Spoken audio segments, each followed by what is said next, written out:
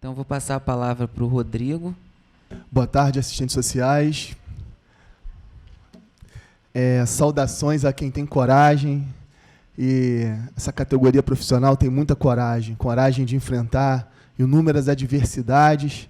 E o mês de maio é um mês de reflexão, é um mês de encontro, é um mês de celebração, mas é um mês que, de certa forma, diante de um quadro político profundamente adverso, a gente percebe que esse cenário turbulento, a gente não tem muita coisa para comemorar. Mas é importante quando nós estamos juntos, porque é a certeza de que a gente é tanta gente onde quer que a gente vá. Como já dizia lá a música do Gonzaguinha, e isso dá força para a gente continuar no nosso trabalho e as nossas articulações políticas e a nossa luta cotidiana. Bem, eu quero saudar com entusiasmo os estudantes de serviço social que tem. Tem algum estudante aqui? Nossa Senhora, que beleza. Também os assistentes sociais de base, o Cefés, aqui na figura do Maurílio, os membros da diretoria aqui da seccional, da sede de Volta Redonda, que estão envoltos aí com essas atividades do mês de maio e por todas as reflexões que nós pretendemos fazer nesse mês comemorativo. É bom a gente iniciar aqui em Campos com o seminário, o primeiro seminário estadual do mês, é o seminário descentralizado, e para a gente é uma alegria redobrada, né? Ter a presença do Cefés, mas, acima de tudo, ter a presença do Maurílio, que é um grande companheiro, é do Rio de Janeiro, e, como presidente do Cefés, mostra que o nosso Estado tem uma importância muito grande, né, no debate nacional, e também é uma maneira de mostrar o protagonismo dos assistentes sociais que estão aí ao longo dos 92 municípios do Estado do Rio de Janeiro. Bem, é importante sempre falar um pouco sobre a questão do papel do CRES, que, embora o CRES seja uma autarquia com o objetivo básico de orientar, disciplinar e fiscalizar o exercício profissional dos assistentes sociais, mas é que esse conjunto Cefés-CRES ele se coloca de uma maneira muito ousada, né? E ao longo dessas últimas 2 décadas, pelo menos, que é um movimento que já começa a partir do Congresso da Virada, em 1979, mas que, de certa forma, vem se materializar e se consolidar nessas últimas 2 décadas, pelo menos, a gente tem a defesa de que... A gente tem o entendimento de que a defesa de um determinado projeto societário, um projeto de sociedade, constitui um princípio fundamental do Código de Ética, mas não apenas isso, que coloca a gente com o dever ético de apoiar os segmentos sociais, os diversos segmentos sociais nas lutas travadas cotidianamente. Uma pergunta assim, rápida, só para vocês poderem me dizer. Dos assistentes sociais que estão aqui, vocês receberam essa edição do Praxis? Quem recebeu aqui? Levanta a mão para eu saber. Quem não recebeu? Quem não recebeu? Pois é, a gente na Comissão de Comunicação tentou, no ano passado, fazer a discussão desse mês de maio para que o Praxis chegasse na casa de todo mundo. Então, se não chegou, vocês tentem lá olhar lá no site do CRES, que a gente tem lá a possibilidade de se inscrever em vários outros eventos, oficinas, minicursos, para vocês saberem um pouco dessa quantidade de atividades que a gente está fazendo, porque das 28 atividades que foram planejadas por mês de maio, é muita coisa. A gente começou de uma maneira modesta, comemorando 15 de maio, depois virou uma semana, agora virou um mês. Todas elas estão intimamente relacionadas à questão do exercício profissional. Além do evento principal que vai acontecer no dia 14 e 15 de maio, lá na UERJ, que é o Seminário Estadual Serviço Social e Sigilo Profissional, que vai contar com a professora Lúcia Barroco, da PUC de São Paulo, e o professor Charles Toniolo, da UFRJ, na mesa principal, e outros professores que estarão também abrilhantando essa discussão para pegar o debate sobre a questão da interdisciplinaridade, a questão das relações dos assistentes sociais no que diz respeito às suas atribuições, às suas competências, que, de certa forma, vão dar continuidade a isso, e que é um evento preparatório para o Seminário Nacional que vai acontecer, também sobre esse tema. Então, a gente tem, além desses 3 seminários estaduais descentralizados, desse seminário que vai acontecer lá na UERJ, no dia 14 e 15, 5 oficinas que foram pensadas e 19 minicursos, né? Então, eu acho que isso já mostra um pouco a nossa ousadia, a nossa disposição para tentar minimamente atender a demanda que chega da categoria, porque todos esses eventos não foram pensados a partir de um direcionamento da direção apenas, mas, fundamentalmente, daquilo que os profissionais de base trazem nas diversas comissões, nas reuniões dos núcleos e também nos contatos realizados por e-mail, no nosso site, Facebook, enfim, em outras formas de comunicação que chegam ao Conselho. Agora é importante sinalizar que o papel do CRES, embora o CRES tenha um papel de contribuir com a formação, o CRES não pode ser confundido com o papel da universidade. A gente tem que contribuir com a formação, mas a universidade é que tem que, na verdade, desempenhar esse papel. Mas é claro que o CRES intensifica, apoia, e nessas atividades do mês de maio, a gente claramente vem realizando essas atividades relacionadas à formação.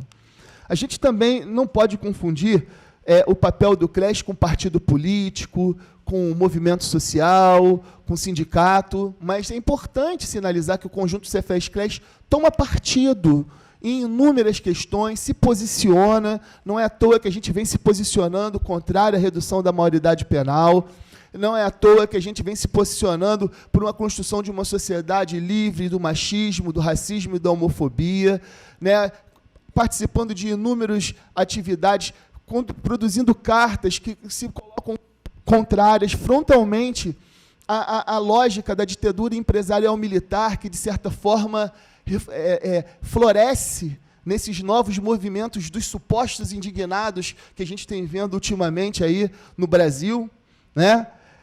Enfim, e isso, de certa forma, é importante também sinalizar que também o conjunto Cefes-CRES tem um peso. Não dá para a gente desconsiderar que o conjunto Cefes-CRES se coloca como um espaço de organização política da nossa categoria e que é fundamental para dar visibilidade às demandas profissionais e às questões que, de certa forma, nos atormentam nos vários espaços socioocupacionais. A gente tem aqui, na verdade, uma mobilização que é muito grande, que a gente vem fazendo e que eu acho que eu poderia enumerar aqui 3 aspectos dessa mobilização em torno do mês de maio. A primeira é a disseminação e a problematização dos princípios e diretrizes do Código de Ética e dos fundamentos da nossa lei de regulamentação. A gente observa que isso é um elemento fundamental que vem norteando aí a nossa preparação e as atividades do mês de maio. Um segundo é o leque, a defesa de um leque diversificado de direitos e políticas públicas na perspectiva de uma sociedade radicalmente democrática. Esse é um outro elemento que a gente também vem trazendo no bojo das nossas discussões.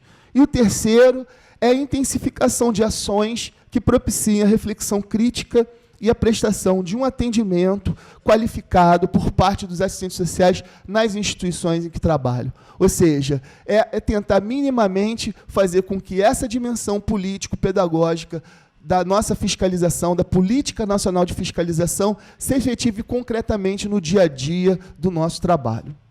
E, então, eu aproveito novamente, né, esse momento para desejar esses parabéns para todos e todos e dizer que nos nossos formatos de organização coletiva, que a gente consiga construir, então, dias luminosos, ou como cantou Gonzaguinha, construir a chamada Manhã Desejada. Acho que isso é sempre um recado que fica como horizonte. Geralmente a gente fala sobre isso no final, mas eu prefiro falar isso logo no início para demarcar que, embora a gente viva um cenário de barbárie, um cenário turbulento, a gente tem que manter forte, firme, com a necessidade imperativa de construir uma outra forma de organização da sociedade.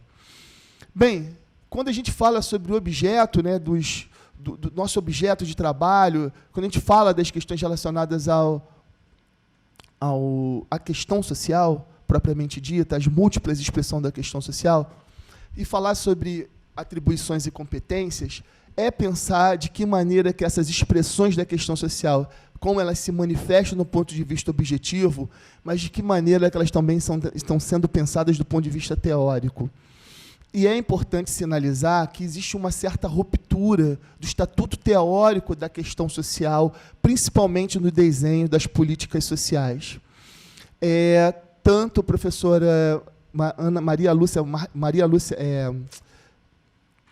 Maria Lúcia Werneck Viana, professora Ana Paula Mauriel, professor José Paulo Neto, em textos diferenciados, ele já vinha apontando algumas questões que estão ali direcionadas, dentre outros autores, mas direcionadas a essa ruptura do estatuto teórico da questão social. O que eu quero dizer com isso? A gente apreende aí no período da nossa formação que as políticas sociais, né, a maneira como essas políticas sociais foram desenhadas e redesenhadas, elas contribuem necessariamente para quê? Para o enfrentamento dessas múltiplas expressões da questão social.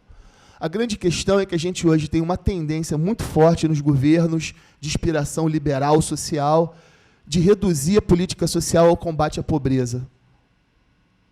E isso vem, de certa forma, operando uma mudança naquilo que a gente vem realizando nos nossos espaços de trabalho. Que do momento que se entende que a questão social não é mais a questão, ela fica reduzida à pobreza, os profissionais de serviço social eles terminam sendo administradores ou trabalham nos enfrentamentos exclusivos da pobreza, apenas. Desconsideram muitas vezes a expressão da violência, o desemprego, como expressões da questão social. E isso é uma coisa que está muito presente em determinados documentos internacionais, que tem uma incidência muito grande nos nossos planos de humanização, na nossa política nacional de assistência social, na maneira como a gente vem pensando a educação, ou seja, uma relação, uma vinculação direta dessas políticas sociais com a questão do combate à pobreza, e isso é preocupante, porque a gente não pode reduzir o papel profissional dos assistentes sociais ao enfrentamento da pobreza, mas as múltiplas expressões da questão social. Acho que essa é a primeira e uma das questões mais graves que eu gostaria de sinalizar aqui para a gente pensar. Não é um debate relacionado só à perspectiva técnico-operativa, mas necessariamente um debate que é feito do ponto de vista da teoria. É necessário teoria para a gente poder fugir das armadilhas que a gente vive no exercício profissional, dessa lógica de alienação que nós somos submetidos. A instituição é um rolo compressor. Muitas vezes nós não temos tempos nem de sistematizar e nem de refletir sobre o nosso exercício profissional. Então, eu acho que isso é um elemento que eu coloco aqui como uma das nossas preocupações presentes e futuras, para a gente pensar o que é o exercício profissional e as nossas dimensões nas nossas atribuições e das nossas competências. Uma segunda questão relacionada a essas expressões da questão social é que o professor Mauriás agora escreveu no blog sobre a questão do conservadorismo. Ele diz o seguinte: esse conservadorismo não é novo, não. Ele está aí, presente, mais de 30 anos. A questão é que ele floresceu e os supostos indignados que levaram suas bandeirinhas, suas camisas da seleção brasileira para as ruas e ficam dizendo que são contrários à corrupção, em nenhum momento se colocaram contra a pilhagem ilícita dos recursos públicos, por exemplo, defendendo campanhas como a questão acabar com o financiamento privado das campanhas políticas. Isso daí não vai acabar com a corrupção, porque a corrupção ela é intrínseca ao modo de produção capitalista e essas relações de poder. Mas isso, de certa forma, poderia incidir diretamente na maneira como corruptores e corruptos, de certa forma, lidam com a questão da política, porque fazem investimentos, e desses investimentos que são feitos em campanhas, em algum momento eles vão cobrar o troco. Em nenhum momento houve uma bandeirinha falando sobre acabar com o financiamento público de campanha. Isso é um elemento importante para a gente sinalizar, porque é um debate conservador que retoma a solicitação meio que desejosa, né, de uma lógica coercitiva que geralmente existia no período da ditadura militar, a retomada de uma discussão sobre pedir novamente ditadura militar e que, de certa forma, vai reforçando uma lógica que perpetua não somente o machismo, como a homofobia e o racismo. Então, acho que, num cenário como esse, pensar nas nossas atribuições e competências é pensar também nesse conhecimento, nesse arsenal teórico, metodológico, nesse conhecimento que a gente traz do período da formação e que é necessário a todo momento estar regando como se fosse ali uma plantinha, né, todos os dias, porque se a gente para de fazer isso, a gente corre o risco de embarcar nessas armadilhas e nessas nesses discursos conservadores. Um terceiro elemento sobre as questões relacionadas à expressão da questão social, e que incide diretamente na profissão, é a captura do fundo público e a redução dos investimentos nas políticas sociais, que já existe um estudo feito pela professora Elaine Bering, professor Evilásio Salvador, e não custa nada sinalizar para vocês o seguinte, que no ano passado, no ano de 2014, a gente teve um orçamento anual de 2 trilhões e 300 bilhões de reais, e que 42% foi destinado para o pagamento de juros e da dívida, da amortização em juros da dívida. O que eu quero dizer? Aproximadamente 1 trilhão de reais foi destinado a isso. Os dados da auditoria da dívida mostram que a gente teve uma diminuição dos investimentos na saúde de 4,29 para 3,91. Uma redução dos investimentos na educação de 3,7 para 3,44. E uma redução também na saúde. A gente teve uma redução aproximadamente de 4,29 para 3,91. E na Previdência Social, desculpa, uma redução de 24% para 20% desse orçamento. O que eu quero dizer? Previdência, saúde, assistência social, educação, saneamento básico, tudo isso teve uma redução. E agora, com esse momento de crise, a gente não pode pagar a conta desse ajuste fiscal, né? Porque dentro da lógica da terceirização, parece que o governo federal terceirizou o governo, né? Passou o comando para o Levi, que é do PSDB, e está deixando o pessoal do PMDB fazer uma política que, de certa forma, não tenha nada a ver com os compromissos políticos que foram assumidos em campanha.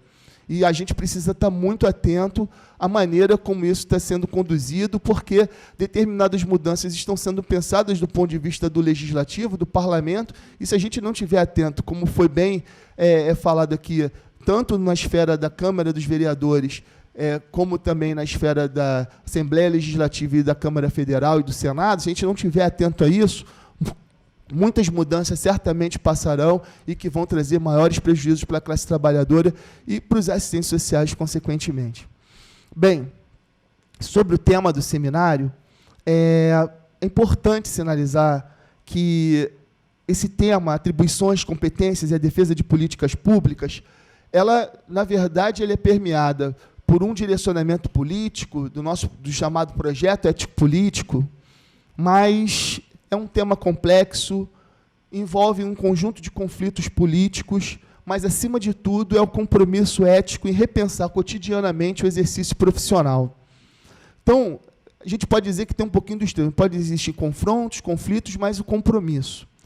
Então, eu acho que a necessidade da gente ressaltar aqui que o conjunto de lutas sociais, e o mês traz isso na nossa campanha, na nossa peça publicitária, que os assistentes sociais são profissionais de luta e profissionais presentes, eles dão a entender que a inserção de assistentes sociais, eles também se dão nos diversos espaços socioocupacionais e que é determinada por uma dimensão teórico-metodológica, técnico-operativa e ético-política. Mas o que a gente vem observando hoje em dia? A gente vem observando que nós temos naturezas distintas e relações de trabalho distintas, seja no Estado, seja nas ONGs, nas OSs e também nas empresas. Por que eu digo isso? Que existem diversas determinações para o trabalho dos assistentes sociais. Essas determinações, elas são diferentes e elas são construídas e legitimadas de acordo com a nossa inserção, de acordo com a natureza do trabalho realizado. A própria professora Marilda Yamamoto, ela diz que as condições e relações que circunscrevem o trabalho do assistente social atribuem à profissão uma dimensão política de excelência. Mas essa dimensão política, ela não se confunde com a militância político-partidária. É importante falar sobre isso, que ela mostra para a gente que nós temos limites, que essa é uma profissão, nós somos profissionais assalariados, nós somos profissionais inseridos dentro de uma divisão social e técnica do trabalho, como uma especialização do trabalho, e que isso, de certa forma, traz para a gente também uma série de limites, e que a gente precisa ter consciência desses limites. Então, nos espaços socioocupacionais mais variados, sejam eles na assistência social, em empresas, nos presídios, nos hospitais, em abrigos, constata-se direta ou indiretamente preocupações voltadas às famílias. E, dessa forma, práticas profissionais quase sempre visam uma mudança de atitude, de valores e de comportamentos, no sentido de forjar uma sociabilidade do trabalho e formar novas subjetividades. Quem fala sobre isso também é a professora Yolanda Guerra.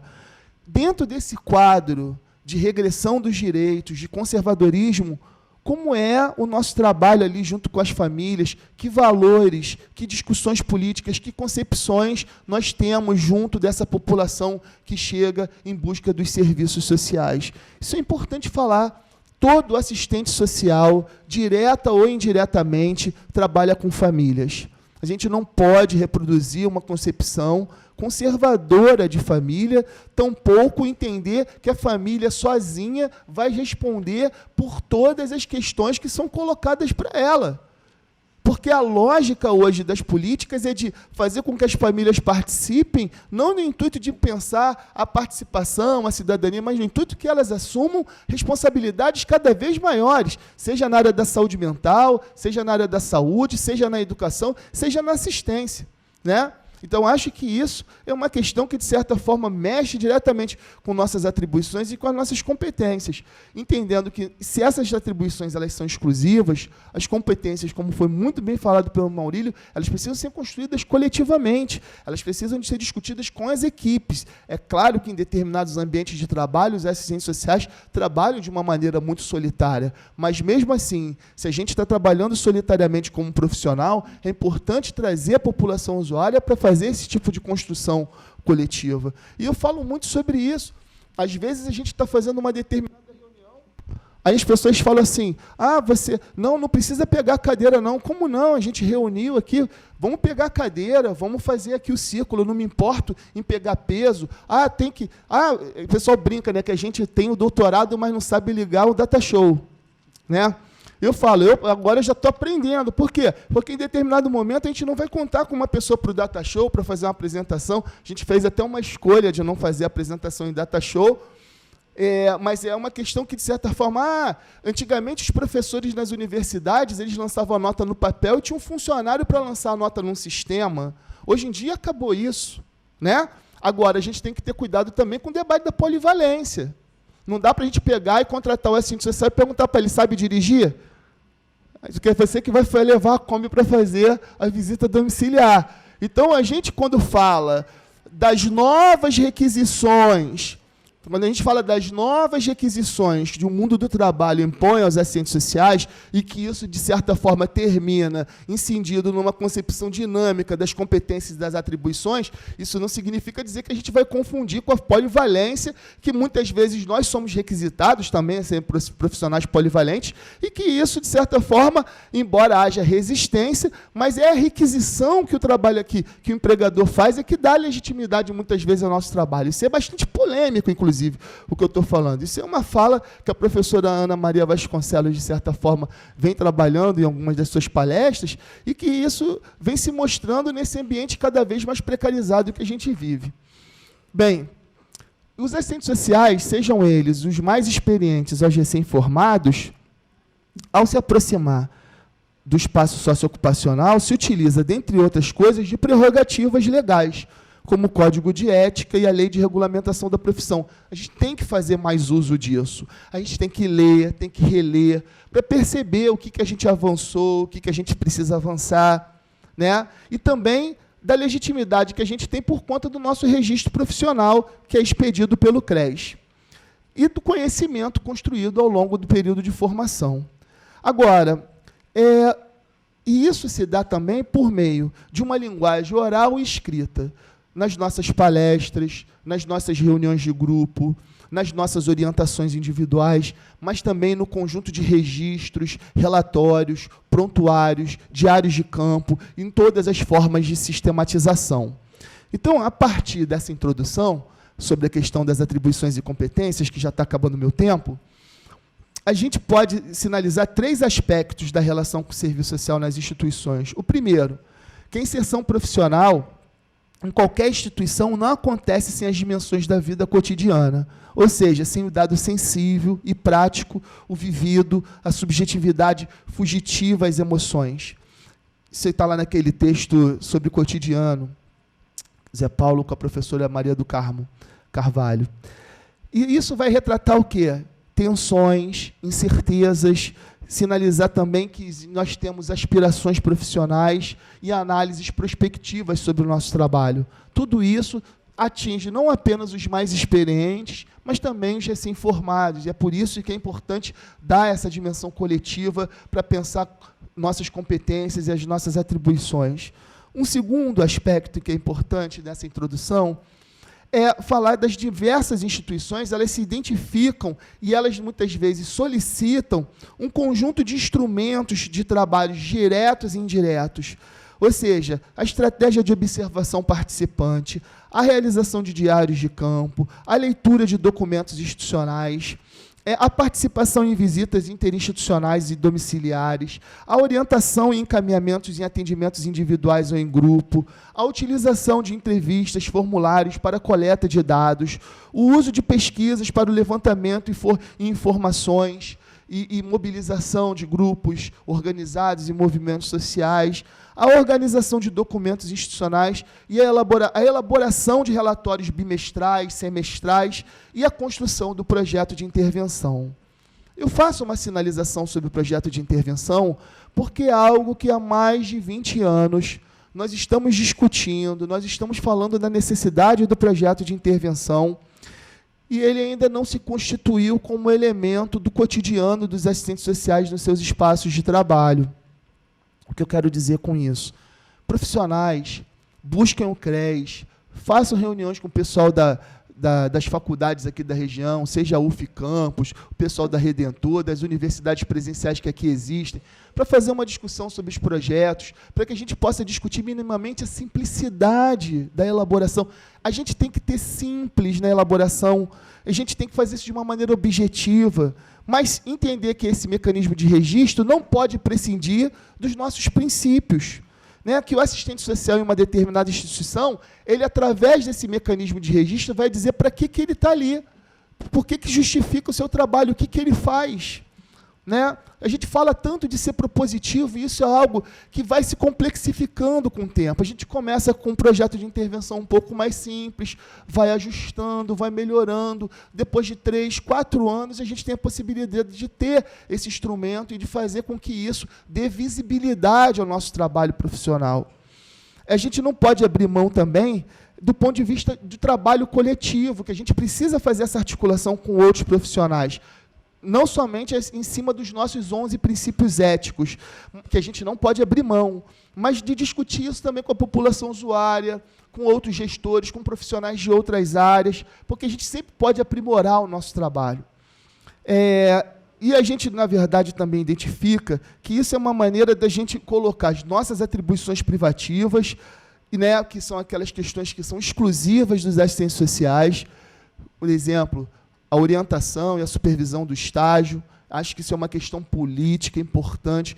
Nem todo mundo é preparado para ser supervisor de campo, mas é importante que a gente busque os subsídios necessários para ter esse papel político na vida de um estudante, porque um bom supervisor de campo, e é importante a gente valorizar os assistentes sociais que são supervisores de campo, eles influenciam significativamente na vida dos estudantes que muitas vezes vão ter naquele espaço de estágio o seu primeiro contato com o ambiente de trabalho.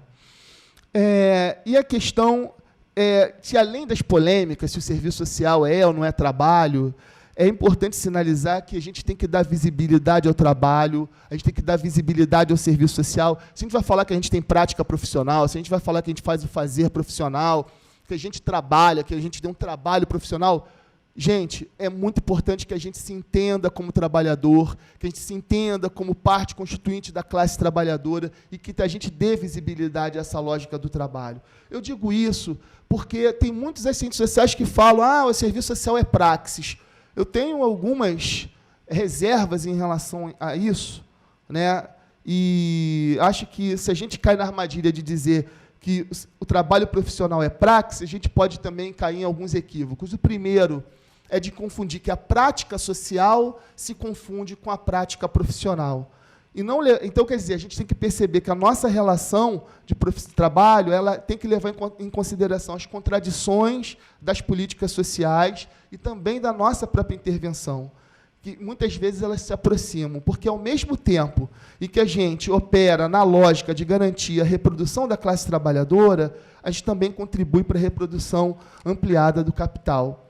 Nesse sentido, as habilidades, as atribuições e competências, ao mesmo tempo que atendem aos interesses da classe trabalhadora, elas também figuram como procedimentos profissionais requeridos pela ordem burguesa.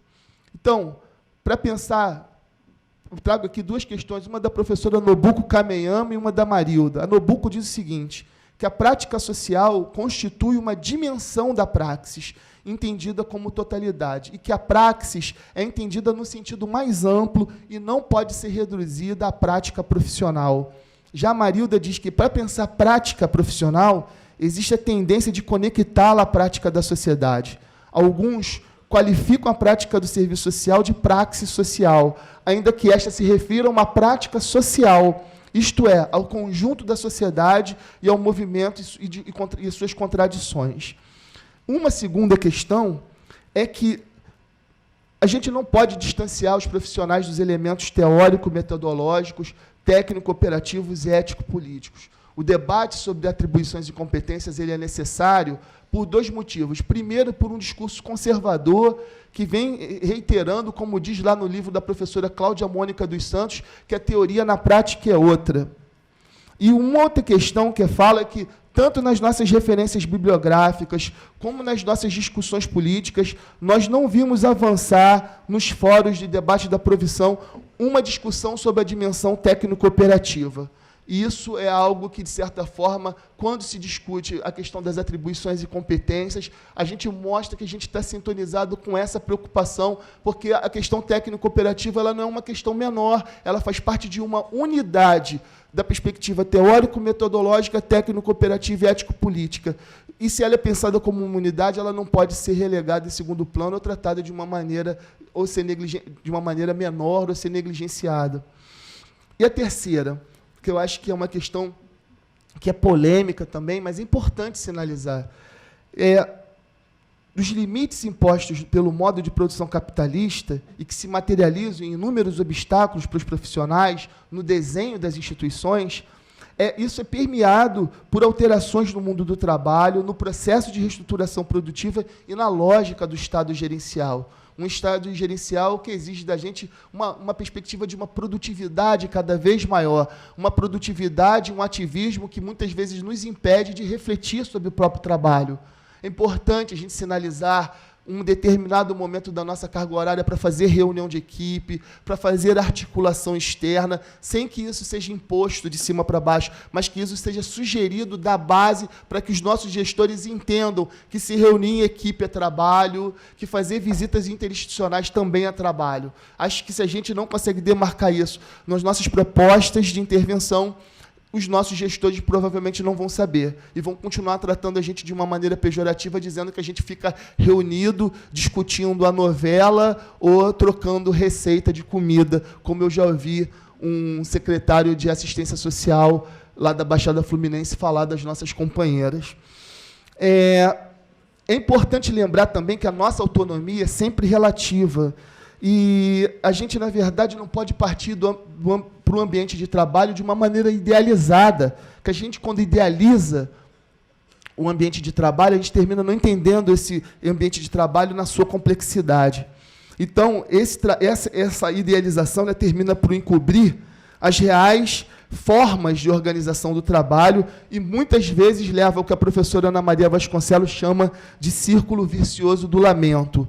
Eu não posso isso, eu não posso aquilo, eu não faço aquilo, aqui não tem isso, aqui não tem aquilo, mas tudo bem. E aí, o que a gente faz? O que a gente se propõe a fazer para romper com esse círculo vicioso do lamento e de dizer o que a gente não faz? De que maneira que a gente pode, de certa forma, apontar para o que a gente faz? Por que a gente está aqui na instituição? Se a gente consegue ter o registro dessas informações, isso com certeza não vai resolver os problemas, mas vai dar a legitimidade necessária aos profissionais nas suas discussões e nas suas articulações políticas, inclusive na tentativa de melhoria dos espaços de trabalho.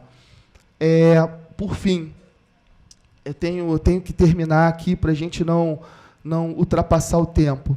Por mais que queiramos o contrário, ou seja, as atribuições e competências, elas sempre são mediadas pelo fato de nós sermos assalariados. É lógico que é importante ter uma sala com computador, uma sala que garanta o sigilo, que tenha um ar-condicionado, que não seja, que tenha um local para a gente poder guardar os nossos documentos.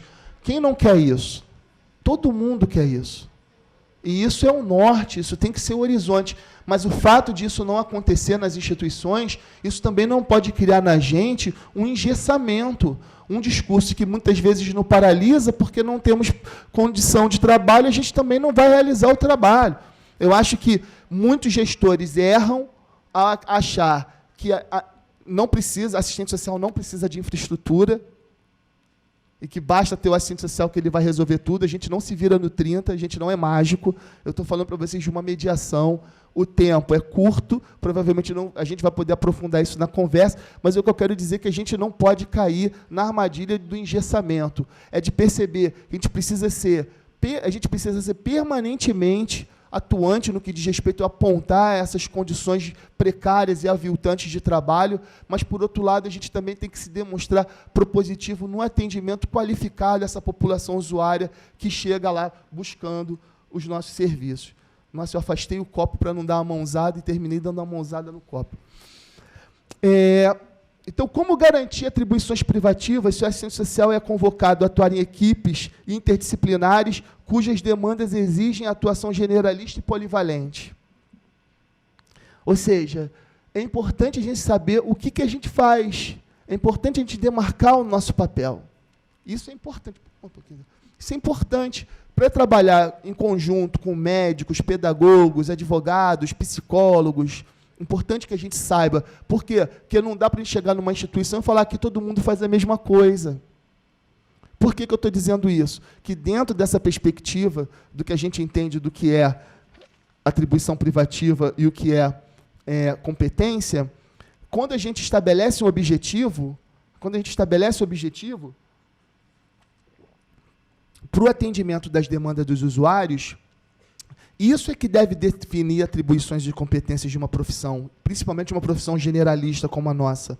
Então, agora, a gente tem que ter cuidado, por quê? Que outras profissões apresentam competências e atribuições que são distantes da nossa formação. Então, isso a gente significa o quê? Não vamos fazer terapia, não vamos receitar remédios, receitar medicamentos, comunicar óbito. Por quê? Não é porque a gente tem má vontade para fazer isso, mas é porque a gente não tem competência, a gente não tem uma formação. Mesmo que você já esteja 20, 30 anos naquele espaço e você entenda disso tudo, quem tem que fazer isso é o profissional mais competente, é aquele que tem a formação para fazer isso.